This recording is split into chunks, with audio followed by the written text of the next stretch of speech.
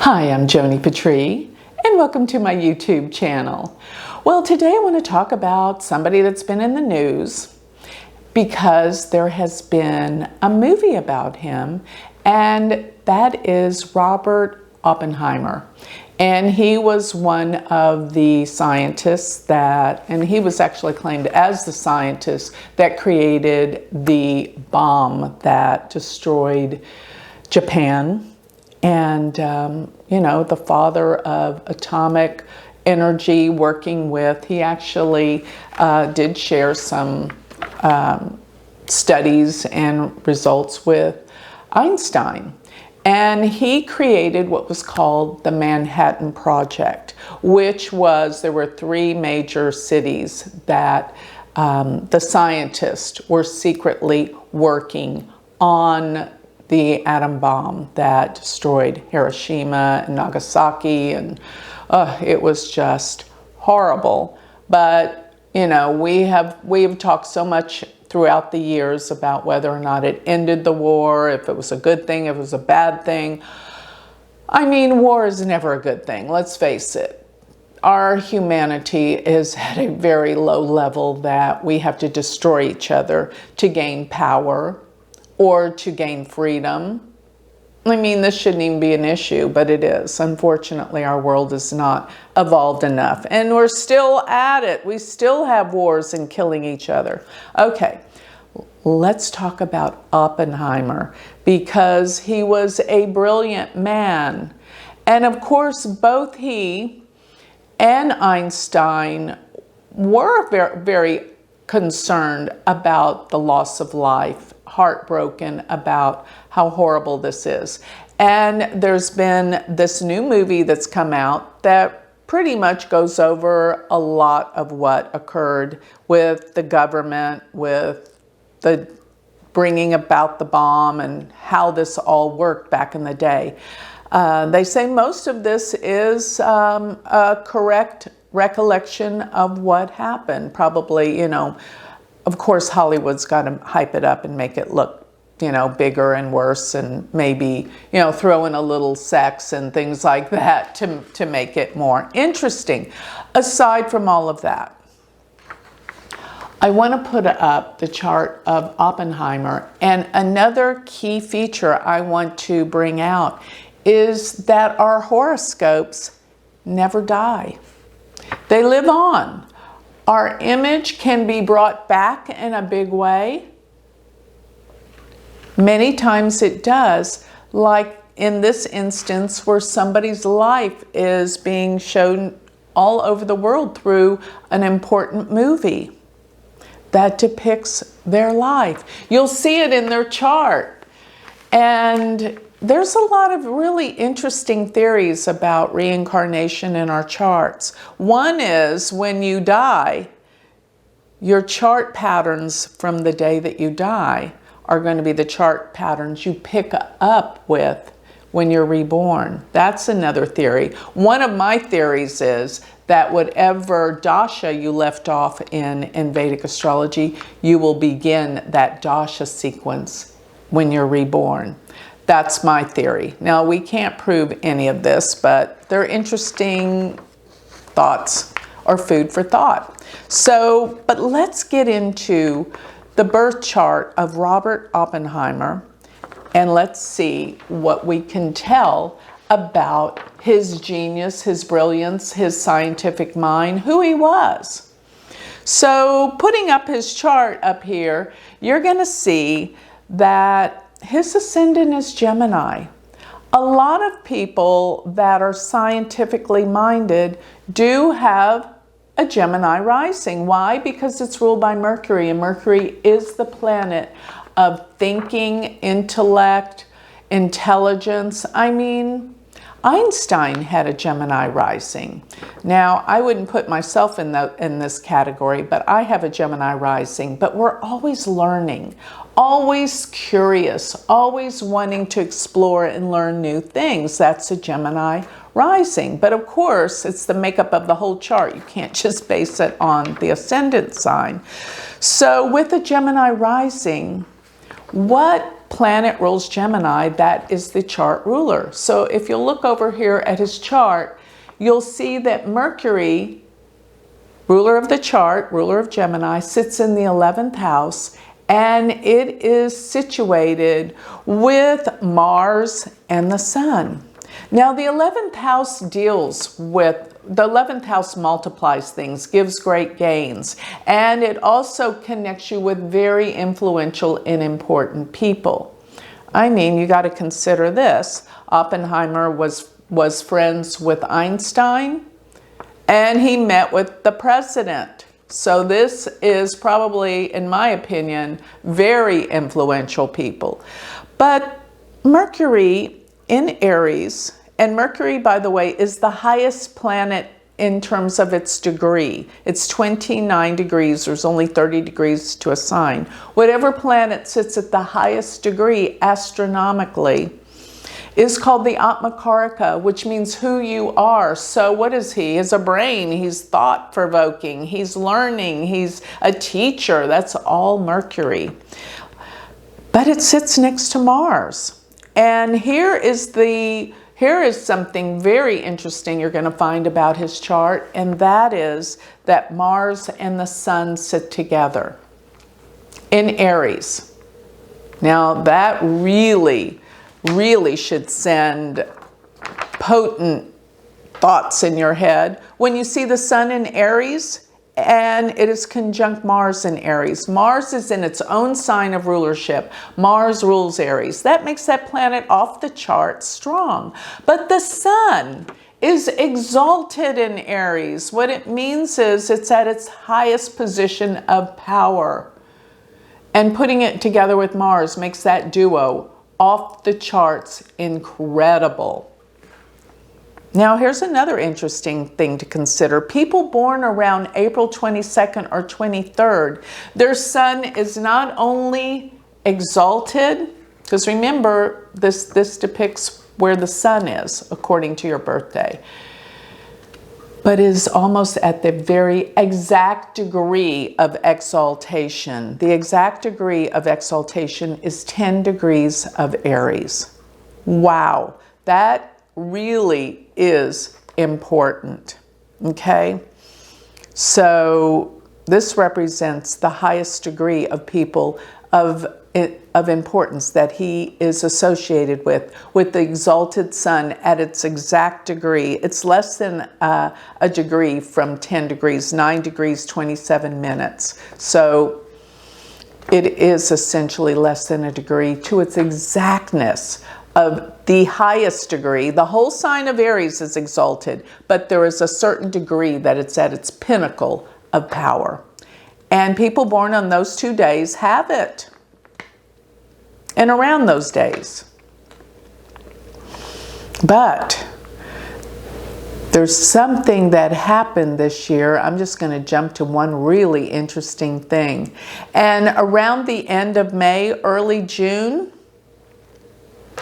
this was when Jupiter and Rahu conjoined together at 9 degrees of Aries. It was right on his sun. This brought him into the world of attention again. Even though he's not in physical form, this chart means his image, his power, who he was, is brought to the forefront of the world through this movie.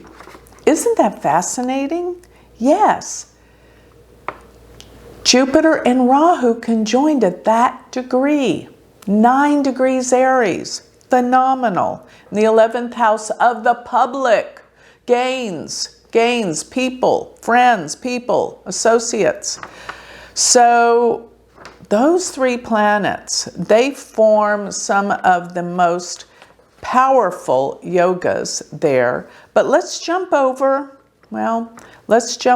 actually Mercury and Mars together. They form what's called a Dana Yoga, which is wealth-producing yoga. So through what he did, apparently with the government, he had to come into a lot of money, and also through the people he knew. So the sun does rule in this chart the 3rd house, which is what? Learning, education, everything to do with the mind, willpower, courage. He's got this off the charts exalted sun, which takes on and empowers third house variables. Now let's go to the 10th house. The 10th house is fame, fortune. It's your social standing, and it's also your reputation, the 10th house. And if you look at the 10th house, he's got another off the charts duo, which is exalted Venus. Yes, Venus is exalted in Pisces, and Jupiter in its own sign. This creates an incredible Raja Yoga in the 10th house. Venus, ruler of the 5th, and Jupiter, ruler of the 10th. An angle and a triconal house, two planets that rule those, bring this to royal status of a Raja Yoga. So he was a king. He came into status and social standing. But with K2 there's something that was lost. And if you go see the movie, you will see or read about his life. He went through a horrible trial concerning all of his workings and whether or not he was of the Communist Party or not, and all this rigmarole. They put the man through the ringer, just like they do with everyone today in politics.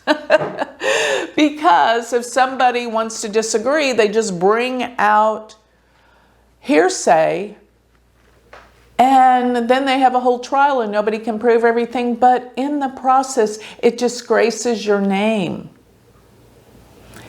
And in the 10th house, K2, next to Jupiter, Venus, he went through a level of disgracing his name and all that he came here to do, and almost put down what good he did, especially in the area of science, not just for, weapons and world and all of that, but for science. This is so important what they're discovering. And it's a shame there's hardly anyone that puts their attention and level of learning towards sciences anymore. It's all superficial nonsense and, people that, it's just a sad low consciousness on the planet right now. All the, the stuff that goes on TikTok and all that kind of stuff. It's just, that's where consciousness is.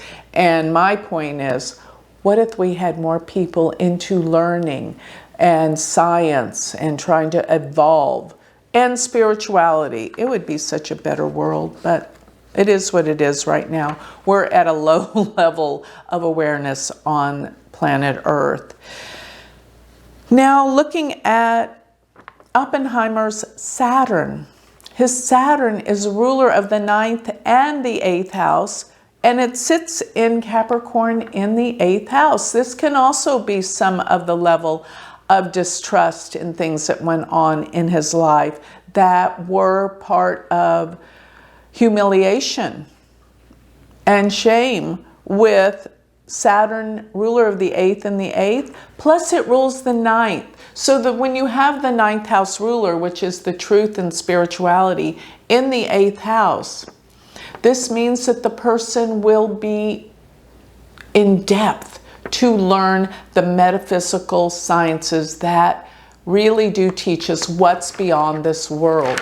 And here's something I want to open up and tell you about Oppenheimer that is amazing.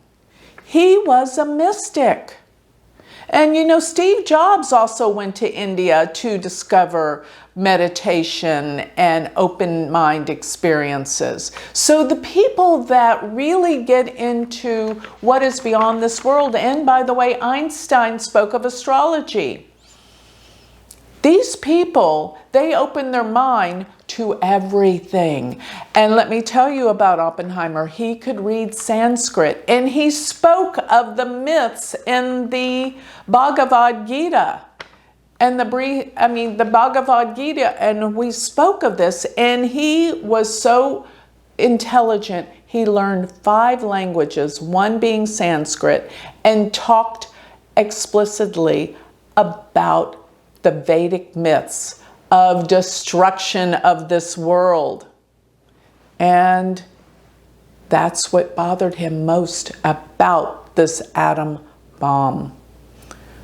The hydrogen atom bomb would ever destroyed the world. This is atomic energy is what I'm talking about. And it can be used for good. And probably he and Einstein wanted that. But the world at its level of consciousness, we have to use these weapons to protect and control. It's a very sad predicament. But looking at that Saturn there represents his search for mysticism and spirituality. Did you know that he was a follower of Paramahansa Yogananda?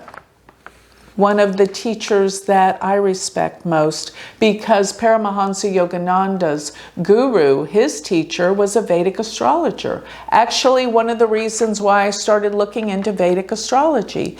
And Oppenheimer was a big donor to the Self-Realization Fellowship.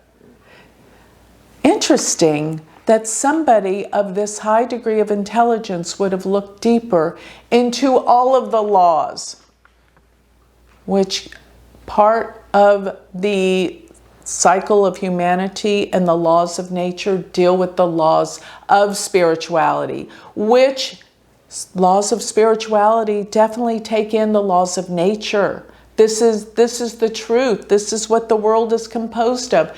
And when you put it all together, you're going to see how spirituality and science unite. The greatest scientists of the world realized this. And Oppenheimer was one of them. And he even has Neptune close to his ascendant, which means, in my opinion, a mystic. And mystics believe in things that are beyond this world. And these things are truth and reality. This world may not even be a reality. Think about all of how this world operates. We cannot understand how there's the past, present, and future, nor can we understand how there is such a thing as time travel, but Einstein pretty much said there is.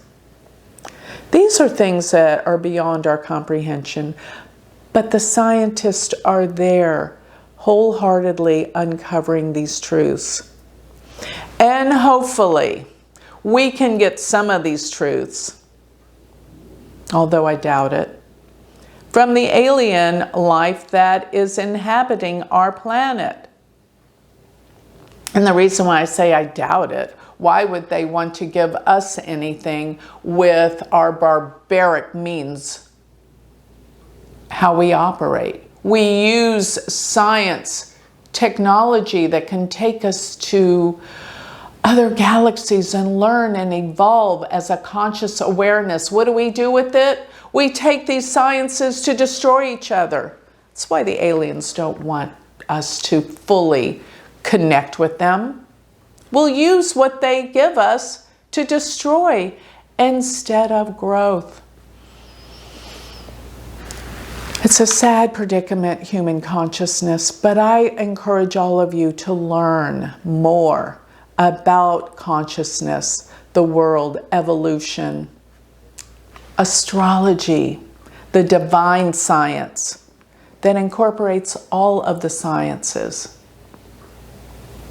But most of all, I just wanted you to see Oppenheimer's chart and how you can see the power in this individual and the high degree of intelligence.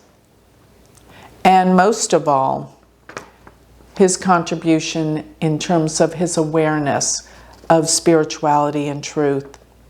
There's so much more in this chart I didn't even go into, because even if you look at Chandra Lagna, the moon is the ascendant, that puts the sun, Mars, and Mercury in the 10th house, which Mars is off the charts, Yoga Karaka planet in Aries, in the 10th. And the Jupiter, Venus, K2 are in the 9th from the moon, which tells you about his spiritual quest,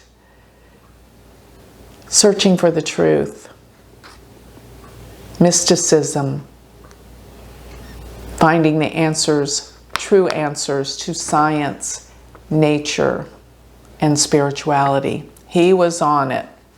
And his lifetime is being portrayed on the movie screens right now, bringing back the elevation, activating his chart right now. Because right now, as I speak, transiting Jupiter is right on his Mars.